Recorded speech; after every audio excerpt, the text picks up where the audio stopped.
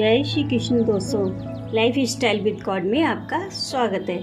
दोस्तों, यहाँ पर हम श्रीमद् भगवद गीता के चौथे अध्याय का अध्ययन कर रहे हैं, जिसका नाम ज्ञान कर्म संन्यास योग है। आज हम 35वें श्लोक का अध्ययन करेंगे। भगवान ने अर्जुन को ज्ञानी महात्माओं के पास जाकर तत्व ज्ञान सीखने की बात कहकर तत्व ज्ञान की प्रशंसा की और कहा कि वे परमात्मा तत्व को भलीभांति जानने वाले ज्ञानी महात्मा तुझे उस तत्व ज्ञान का उपदेश करेंगे। अब भगवान अर्जुन को उस दिव्य ज्ञान के लाभ बतलाते हैं। यज्ञात्वा न पुनर्मोहम एवं यास्यसि पांडवा येन भूतान शेषेण द्रक्ष्यस्यात्मन्यथो मयि।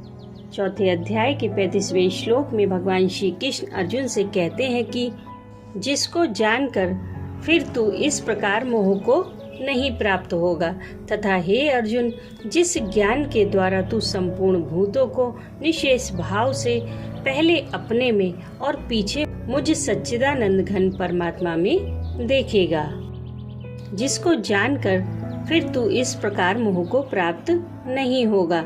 इस कथन से भगवान ने यह भाव दिखलाया है कि इस समय तुम जिस प्रकार के मोह के वश होकर शोक में निमग्न हो रहे हो, महापुरुषों के द्वारा दिए गए ज्ञान के अनुसार परमात्मा का साक्षात कर लेने के बाद पुनः तुम इस प्रकार के मोह को नहीं प्राप्त होगे, क्योंकि जैसे रात्रि के बाद सब जगह फैला हुआ अंधकार सूर्योदय होने के बाद नहीं रह सकता, उसी प्रकार परमात्मा के स्वरूप का यथार्थ ज्ञान हो जाने के बाद मैं कौन हूँ, संसार क्या है, माया क्या है, ब्रह्म क्या है इत्यादि कुछ भी जानना शेष नहीं रहता।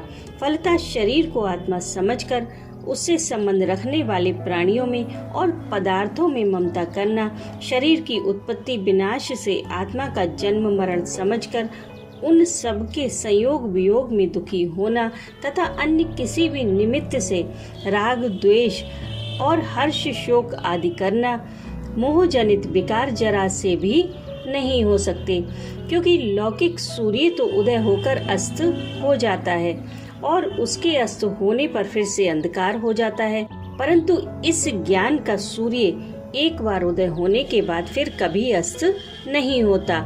परमात्मा का यह तत्व ज्ञान नित्य और अचल है, इसका कभी अभाव नहीं होता।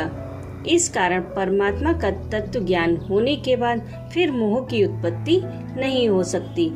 श्रुति कहती है कि जिस समय तत्व ज्ञान को प्राप्त हुए पुरुष के लिए समस्त प्राणी आत्म स्वरूप हो जाते हैं, उस समय उस एकत्वदर्शी पुरुष को कौन सा शोक और कौन सा मोह हो सकता है, अर्थात कुछ भी नहीं हो सकता।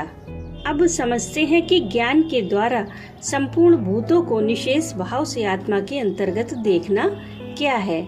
महापुरुषों से परमात्मा के तत्व ज्ञान का उपदेश पाकर आत्मा को सर्वव्यापी अनंत स्वरूप समझना तथा समस्त प्राणियों में भेद बुद्धि का अभाव होकर सर्वत्र आत्मभाव हो जाना, अर्थात जैसे स्वप्न से जगा हुआ मनुष्य स्वप्न के जगत को अपने अंतर्गत स्मृति मात्र देखता है, वास्तव में अपने से भिन्न अन्य किसी की सत्ता नहीं देखता, उसी प्रकार समस्त जगत को अपने से अभिन्न और अपने अंतर्गत समझना, संपूर्ण भूतों को निशेष भाव से आत्मा के अंतर्गत देखना है।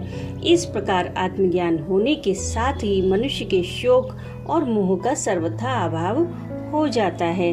अब समझते हैं कि इस प्रकार आत्मदर्शन हो जाने के बाद संपूर्ण भूतों को सच्चिदानंद घन परमात्मा में देखना क्या है।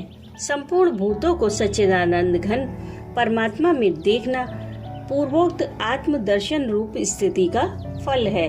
इसी को परम पद की प्राप्ति, निर्वाण ब्रह्म की प्राप्ति तथा परमात्मा में विलीन हो जाना कहते हैं। इस स्थिति को प्राप्त हुए पुरुष का अहम भाव सर्वथा नष्ट हो जाता है। उस समय उस योगी की परमात्मा से अलग कोई सत्ता नहीं रहती, केवल एक सच्चिदानंद घन ब्रह्म ही रह जाता है। उसका समस्त भूतों को परमात्मा में स्थित देखना और शास्त्र दृष्टि से कहने मात्र को ही होता है, क्योंकि उसके लिए दृष्टा और दृश्य का भेद ही नहीं रहता, तब कौन देखता है और किसको देखता है, यह स्थिति वाणी से सर्वथा अतीत है। इसलिए वाणी से इसका केवल संकेत मात्र किया जाता है।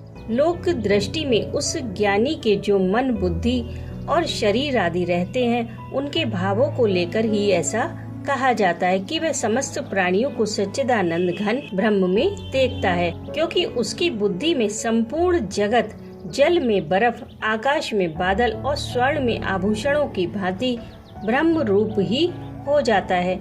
कोई भी पदार्थ या प्राणी ब्रह्म से भिन्न नहीं रह जाता। राधे राधे।